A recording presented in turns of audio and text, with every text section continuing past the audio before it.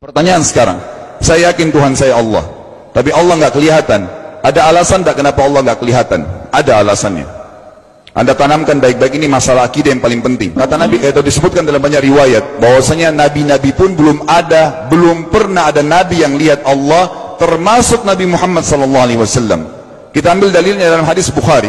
Waktu Nabi SAW pulang dari Isra Mi'raj, jemaah sekalian, Aisyah bertanya radhiyallahu anha, berkata, istri beliau, ya Rasulullah, hal tara rabbak, apakah anda waktu Mi'raj ke langit, terima perintah sholat, sempat lihat Tuhan anda enggak? Lihat enggak Allah itu bagaimana? Apa jawaban Nabi SAW? Nurun ala nur anna arah. Allah itu cahaya, di atas cahaya, terang sekali, bagaimana saya bisa melihatnya? Artinya Nabi SAW mengatakan, saya sendiri belum pernah lihat bagaimana itu Allah. Contoh sebelumnya Nabi Musa alaihissalam. Nabi Musa waktu menerima wahyu Taurat, itu selama 40 hari, turun Taurat lengkap. Al-Quran 23 tahun baru lengkap. Kalau Taurat 40 hari, nunggu di gunung Tursina. Tursina sebuah wilayah di Mesir sekarang. Itu banyak gunung-gunung batu, ada satu gunung batu yang tinggi, Nabi Musa nunggu di situ. Setiap hari Jibril datang turunin surah, turunin ayat gitu. Setelah berlalu 37 hari dari 40 hari menunggu Taurat turun, Nabi Musa AS tiba-tiba bertanya kepada Allah, mengatakan begini dalam Al-Quran, A'udzu billahi minasyaitonir rajim, Rabbi arini anzur ilaik.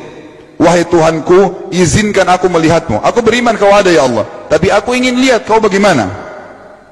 Allah menjawab, tidak mau mengecewakan Nabi Musa. Sebagai manusia Allah mengatakan, lan tarani. Perlu anda tahu dalam bahasa Arab jemaah sekalian, ada 3 kosakata la, tidak yang berarti tidak. Ada la biasa artinya tidak, ada lam dengan mim, lam artinya tidak pernah, ada lam dengan nun, lan artinya tidak akan pernah. Allah mengatakan apa? Lan tarani, kau tidak akan mampu melihat wahai Musa. Tapi Allah nggak mau kecewain Musa. Ternyata Musa selama 37 hari jemaah sekalian kagum-kagum melihat gunung-gunung batu di situ. Pergantian siang malam, burung-burung yang terbang, air yang mengalir di lereng-lereng gunung. Lalu dia mengatakan, Allah mengatakan apa? Walakin unzur ilal jabal, fa in istaqarra makanahu fasawfa tarani. Coba kamu lihat gunung-gunung batu di sekitarmu hai Musa. Kalau mereka bisa menampung kedatanganku, kata Allah, kau akan bisa melihatku. Apa yang terjadi? Allah lanjutkan, falamma tajalla rabbuhu lil jabal, waktu Allah baru niat mau datang, belum datang, ja'alahu dakka, semua gunung batu itu hancur lebur, tidak mampu menampung kedatangan Allah. Wa kharra Musa sa'iqa, lalu Musa pingsan tiba-tiba. Waktu Nabi Musa bangun, langsung ucapkan kalimat, amantu billah, saya beriman pada Allah. Berarti fakta lapangan, nabi-nabi aja belum pernah lihat Allah. Masih pertanyaan lagi jemaah sekalian, kenapa Allah nggak bisa kelihatan? Saya akan jawab dan tolong ini jadikan sebagai pegangan hidup. Ini landasan akidah kita. Kata para ulama, karena anda kalau sholat, anda mengucapkan satu kalimat yang merupakan jawabannya. Allahu Akbar. Allah Maha Besar. Akbar adalah siga mubalaghah dalam Islam. Sesuatu yang melampaui batas. Maha Besar. Kita terangkan. Kata Nabi SAW, perumpamaan bumi yang kalian tinggali ini dibanding dengan langit pertama di atas kepala kalian, ada 7 lapis langit. Allah mengatakan, sab'an shidada, 7 lapis langit yang kokoh. Alladzi khalaqa sab'a samawatin tibaqa, yang menciptakan langit tibaqa bersusun, 1, 2, 3, 4, 5, 6, 7. Allah di atas langit ke-7. Kata Nabi SAW, perumpamaan bumi yang kalian tinggalin dibanding dengan langit pertama di atas kepala kalian, ibaratnya seperti cincin yang dibuang di padang pasir.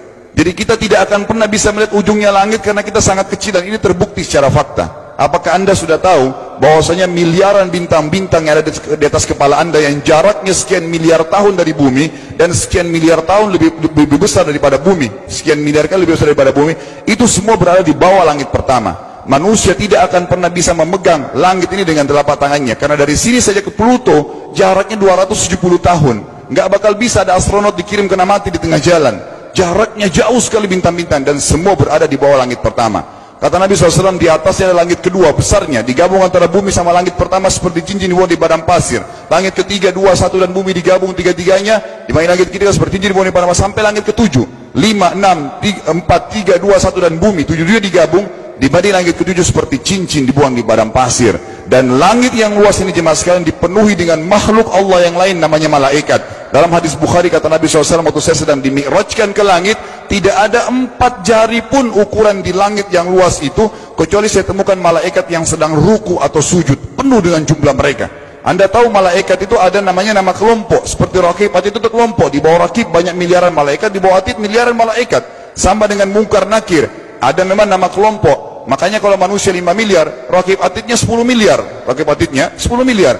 Lalu kata Nabi SAW, di atas langit ketujuh ada Sidratil Muntaha. Besarnya digabung antara 7 lapis langit dan bumi. 8 hanya seperti cincin di bawah di padang pasir.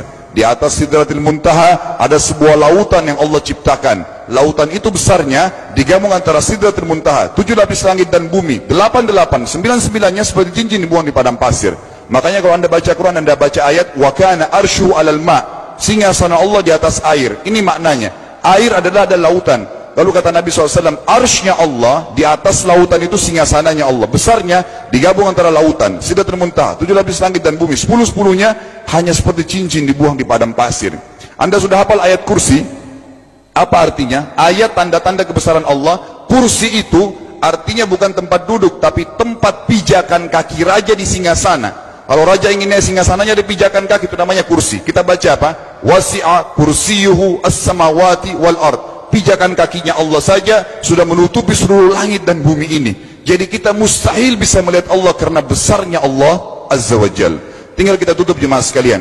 Kira-kira, lalu bagaimana saya berhubungan dengan Allah? Jawabannya sederhana. Anda lingkari namanya Allah, ini Tuhan kita. Yang menyembah selain Allah kafir, yang mempartisipasikan Allah dengan makhluknya, masih sembah berhala, kuburan, jimat, namanya syirik. Dua-dua nggak boleh. Untuk berhubungan dengan Allah yang tidak kelihatan dengan mata kita ini, tapi kita bisa rasakan keberadaannya, cuman satu cara. Di bawahnya lingkarin ibadah, sholat, puasa, zakat, haji, takziah, ziarah kubur, semua ini adalah rangkaian ibadah untuk berhubungan dengan Allah. Semua ibadah ini jemaah sekalian harus seperti yang Allah mau, bukan yang Anda mau. Ini penting. Karena kalau tidak seperti yang Allah mau, Allah tidak terima. Bagaimana caranya supaya bisa seperti yang Allah mau? Ikuti buku pedomannya. Ada Al-Quran, ada Sunnah.